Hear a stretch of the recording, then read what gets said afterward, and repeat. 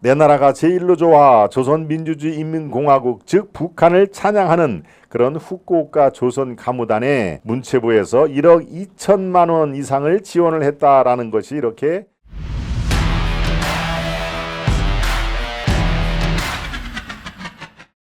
문정부의 통계 조작, 우리 지갑 털렸다 하는 얘기인데요. 문정부 통계 조작 여러분들이 잘 아시죠? 이른바 자기들의 불리한 것은 살짝 통계를 마사지를 한다고 그러죠. 통계를 좋은 것만 이렇게 뽑아 넣어서 취사 선택을 하거나 아니면 수치 자체를 불리한 수치를 빼거나 라는 게 바로 통계 조작이 아니기 무엇이겠습니까? 통계 조작, 더더군다나 집값 관련해서 노무현 정부에 의해서 이 문재인 정부에서도 집값, 특히 아파트 값이 굉장히 수직 상승하고 있을 때 아니다. 부동산 가격이 상당히 안정돼 있다라고 이렇게 거짓으로 이 성난 민심을 피해가려는 하는 그런 것을 통계 조작으로 삼았는데요. 정말 이건 있을 수가 없습니다. 통계, 국가 통계라는 것은 뭡니까? 거기에서 모든 정책이 시작이 됩니다. 통계가 작년보다 이게 마이너스가 됐다. 그럴 때는 이 마이너스 원인을 찾아내서 원인이 정확하게 규명이 돼야 시정을 하려는 정책을 필 거 아니겠습니까? 모든 국가 정책, 행정부의 시책은 바로 국가 통계에서 나온다. 항상 국가 통계에는 우리의 민생과 연결이 될 수밖에 없는 상황이니까 모든 것을 통계에서 찾아야 되는데 그 통계를 입맛에 맞는 수치만 골라 뽑는다거나 아예 통계 수치에 손을 대는 그런 일을 자행한 게 바로 문재인 정권 아닙니까? 네, 그런 의미에서 국가 이 경영, 우리 경제 상태는 뒤틀렸다. 야말로 정상으로 올려간 게 아니라 자기들 입맛에 맞게 경제 운용에 심각한 왜곡 현상이 벌어졌다 하는 얘기를 제가 누차 강조를 했는데요. 만약에 통계 조작으로 우리의 민생에 크게 저촉이 안 되면은 우리가 이 분노의 강도가 낮아질 수밖에 없는데 그렇지 않습니다. 결과적으로 우리 지갑을 털렸다, 우리 지갑을 털어갔다 하는 얘기입니다. 문재인 정부가 통계를 조작하면서 결국에는 우리 정말 아주 생태 같은 피 같은 우리의 지갑에서 털어갔다 하는 얘기입니다. 그것이 구체적으로 지금 기사로 폭로가 됐습니다. 이른바 집값을 조작을 해서 그 후폭풍이 지금 만만치 않다는 얘기죠. 재건축 부담금 1조로 우리 민생이 날벼락을 맞았다. 결국에는 저들이 저 꼼수를 통해서 단순한 꼼수가 아니라 국가 경제에 커다란 왜곡 현상을 벌어지면서 결과적으로 재건축 부담금이라고 하는 그런 미명하에 우리의 돈을 털어갔다 하는 얘기입니다. 그래서 이게 심각한 상태라는 것이죠. 이거는 있을 수가 없는 얘기입니다. 지금 통계 조작은 공산국에서나 하는 짓 아닙니까? 결국 피해는 국민들에게 고스란히 돌아왔습니다. 도이스페는 말씀이 한자도 빼거나 붙일 말이 없을 정도로 아주 적확한 얘기입니다. 이거는 이 계획경제 획일 지향을 하는 공산당에서나 하는 공산사회에서 하는 짓이다. 결국 피해는 고스란히 국민들에게 돌아왔다라고 하는 것을 제가 오늘 이슈 안에서 여러분들께 전해드리는 핵심 내용입니다. 통계 조작한 모든 자들은 강력 처벌을 해야 됩니다. 우리 김재형님, 협력한 공무원들도 강력 처벌해야 하는 거 아닙니까? 임꺽정님. 그렇습니다. 이게 좀 참 심각한 상태인데요. 재건축 부담금이라는 게 있습니다. 재건축 부담금. 우리 관련 기사에 그 시각물로 돼 있는데요. 재건축 부담금, 이게 이제 부동산 관련 수치를 조작을 한 거니까 여기에 보면은 재건축 부담금이라는 게 오른쪽에 나오죠. 오른쪽부터 살펴보겠습니다. 오른쪽입니다. 오른쪽 밑에 오른쪽 밑에 하단에 재건축 부담금 요걸 좀 키워 주십시오. 자, 이게 구체적으로 제가 그냥 허무맹랑하게 얘기를 하는 게 아닙니다. 재건축 부담금이라는 그런 항목으로 구체적으로 우리 돈을 뺏어간다 하는 얘기입니다. 재건축 초과 이익 환수제에 따라 조합원들이 재건축으로 발생한 수익의 일부를 정부에 내는 돈이다. 수익의 일부를 당신들은 재건축으로 인해서 상당한 집값 상승을 했으니 집값 상승의 일부를 정부에 떼서 내야 된다라는 것이 바로 재건축 부담금입니다. 네. 무분별한 재건축을 막기 위해서 이 제도가 도입이 된 건데요. 사회적 형평성을 고려한다는 목적으로 2006년에 처음으로 도입이 됐다. 2013년에 일시 중단됐다. 18년에 1월에 재시행됐다 하는 얘기입니다. 재건축한 새 집을 분양받을 때 조합원이 추가로 내는 분담금과는 다르다. 즉, 재건축 부담금은 재건축으로 이익을 보는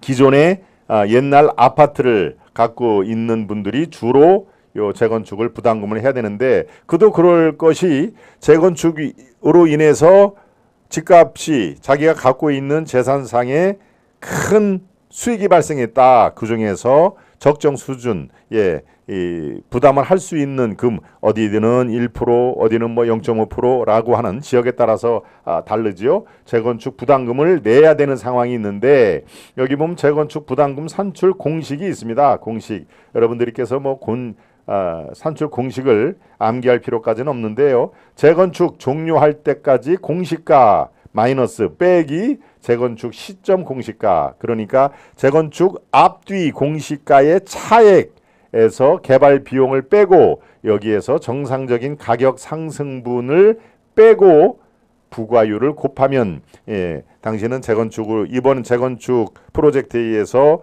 약 한 7, 8억의 자산상의 상승을 가져왔으니까 이 중에서 일부 1%나 0.5%는 부담금을 국가에 내시오라고 하는 재건축 부담금인데, 자, 이제 여기까지 설명을 드렸으니요.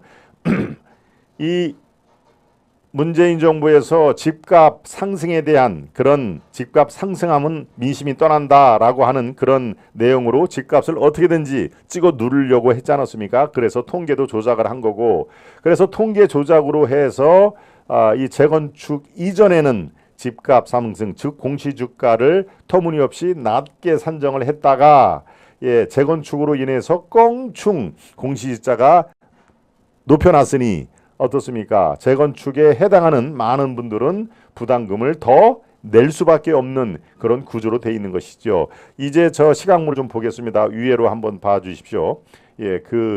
바로 여기에 내 있습니다. 문재인 정부의 통계 조작으로 부담금이 늘어난 주요 서울 재건축 단지. 여기에 보면은요, 뭐 대표적인 그 예를 4개 정도 들었죠. 영등포구, 강서구, 강남구, 강북구, 이렇게 4개 지역을 댔는데 어떻습니까? 부동산 원, 요게 국토부의 관련 기관입니다. 국토부에서 컨트롤, 좌지우지하는 바로 부동산 원. 옛날에는 이름이 부동산 원이 아니라 뭡니까? 감정원이라고 그랬죠. 감정원이 그 감정이란 말 자체가 약간 좀 부정적인 말이라고 해서 원래 취지인 부동산 원으로 이름을 바꿨는데, 부동산 원은 그야말로 이 문재인 정부의 공무원들이 주락펴락하는 이른바 관리가 충분히 가능을 했기 때문에 저 기관을 통해서 아파트 가격을 인위로 올리지 않은 것처럼 그렇게 수치를 조작했다는 얘기입니다. 그런데 KB국민은행은 민간 시중은행이죠. 여기가 비교적 제일 데이터가 많고 해서 비교적 정확하다고 알려진 데입니다. 영등포구를 볼까요? 영등포구. 정부의 컨트롤이 가능한 부동산원은 47% 상승이 됐는데, 민간 시중은행인 국민은행은 163%가 오른 걸로 되어 있습니다. 그러니까 원래 163%가 맞았는데 이 통계 조작으로 47%밖에 안 오르는 걸로 했으니 공시지가에 커다란 차이가 생겼다. 그래서 세금을 얼마나 냅니까? 50만 원밖에 안 내도 될 거를 2억 6천만 원이나 돈을 더 추가로 내야 되는 상황이 벌어진 것입니다. 강서구도 마찬가지죠. 저 자료대로 하면은 한 푼도 돈을 부담금을 안 내도 되는데 이 정부가 찍어 눌러서 통계를 조작함으로써 1억 6천만 원이라는 돈을 내게 생겼다. 네, 강남구 마찬가지죠. 한 푼도 안 내도 될 거를 3억 4천만 원이나 낸다 하는 얘기입니다. 강남구의 또 다른 지역에서는 3억 4천만 원을 낼 것을 4억 1천만 원으로 이 껑충 부담금이 늘었다 하는 얘기입니다. 강북구도 마찬가지네요. 1억 2천만 원을 내야 될 것을 저렇게 통계 조작으로 2억 9천만 원, 거의 두 배 반을 내야 되는 상황이 저렇게 벌어진다 하는 얘기입니다.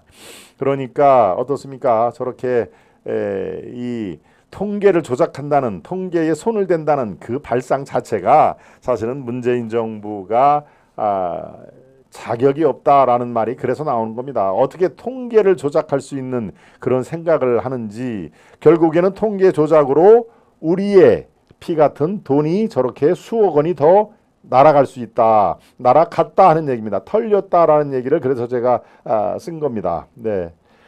그러니까 부동산 원의 통계를 손을 댐으로써 지역에 따라서 1억부터 최대 4억까지 더 많은 부담금을 내야 되는 분들이 수두룩하다. 이게 전국적으로 따지면은 얼마나 많겠습니까? 전국적으로 따지면은 수십만, 거의 뭐 100만 명까지도 갈 수가 있죠. 네, 재건축, 재개발에 비해서 재건축은 각 지역에서 굉장히 많이 활성화가 돼 있는 거 아닙니까? 서울시를 비롯해서 각 지자체에서도 재건축 활성화 방안을 이렇게 많이 시행을 하고 있으니 얼마나 많은 분들에 해당이 되겠습니까? 바로 이렇게 통계 조작에 우리 지갑만 털렸다 하는 얘기가 거기에서 생성이 되는데요. 참 있을 수가 없는 일을 저렇게 태연하게 자행을 하고 있는 문재인 정부입니다. 정부죠. 그런 다음에 어땠습니까? 퇴임 후에 잊혀진 존재로 살고 싶다라고 퇴임 기자회견에서 얘기를 했는데, 본인이 잘했으면은 좋다. 더 이상 문재인 이름을 거론을 안 하고 잊혀진 존재로 살게 내버려 두지라고 얘기를 했는데, 실상은 어떻습니까? 그렇습니까? 잊혀진 존재가 아니라 이렇게 이 실정, 그리고 폭정이라고도 볼 수가 있죠. 왜? 우리 지갑을 털었으니까 그거는 뭐 실수한 실정보다도 폭정에 가깝다. 국가기관이 우리 폭력을 사용함으로써 우리의 지갑을 털어갔다라고 얘기를 해도 아무 지장이 없을 정도로 그렇게 심각한 사태를 야기를 했다 하는 얘기입니다.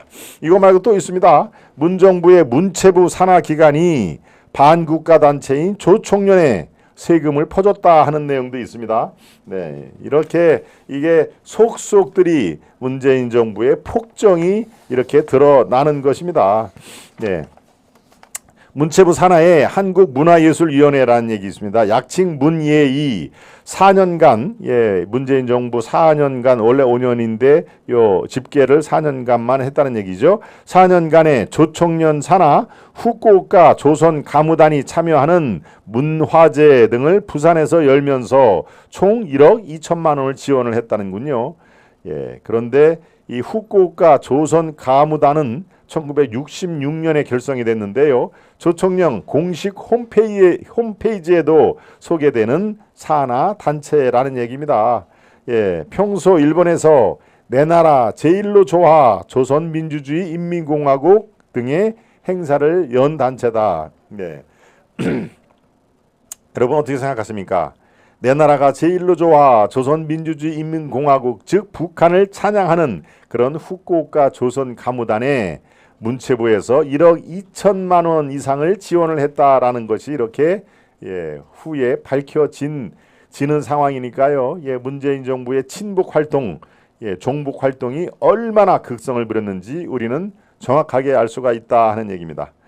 이것뿐만이 아닙니다. 뭐 여러 가지가 지금 있는데요. 참 이렇게 남북 문화예술 교류 지원 사업이라는 미명하에 이렇게 친북 단체까지도 지원을 했다는 면에서는 참 얼마나 많은 이 친북 단체를 우호 세력으로 생각을 했는지를 알 수가 있는 것입니다. 문재인 정부 당시 이게 배현진 의원실에서 이 기초 자료가 나온 건데요. 배현진 의원이 이렇게 얘기를 했군요. 문재인 정부 당시 문체부가 우리 국민 세금으로 반국가단체까지 지원해 줄 때 우리 문화계는 코로나 사태 등으로 인해 고사 직전에서 물릴 만큼 심각하게 고통을 받았다.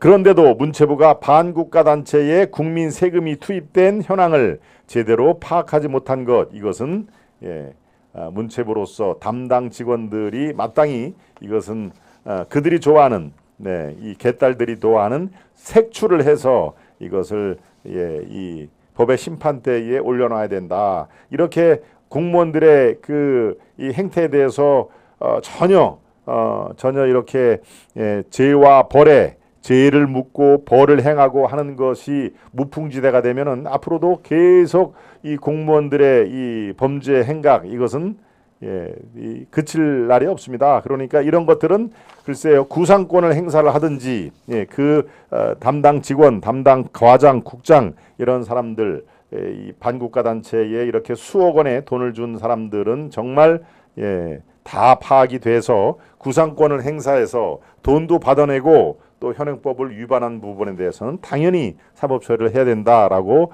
저는 그렇게 논평을 합니다. 네, 이것은 정말 이건 돈의 문제가 아니라 저렇게 국가의 존망을 좌지우지하는 반국가 단체까지 저 수억 원의 돈을 줬다. 이거는 정말